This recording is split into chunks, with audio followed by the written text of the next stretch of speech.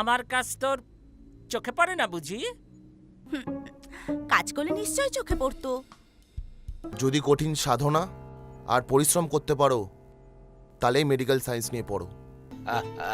দেখ, সারা বছর কেনাকাটা করা আর দুর্গাপুজোর সময় বাজার করা, এর মজাটাই আলাদা।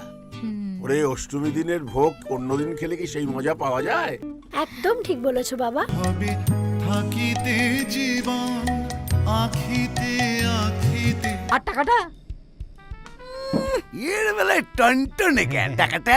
টাকা তো ভালোবাসি তোমায়।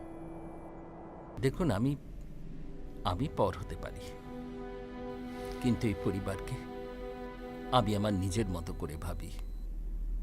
তাই হয়তো আগ বাড়িয়ে কিছু কথা অধিকার ভেবে বলে ফেলেছিলাম। ছোটবেলা থেকে তোমার কোলে পিঠে চেপে মানুষ হয়েছি, আর আজ আমার দাদা কোথায়?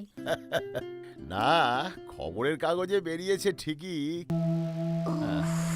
হ্যাঁ, কি হয়েছে আপনার? হ্যাঁ, আমি তো জানি জামাইবাবু অসুস্থ।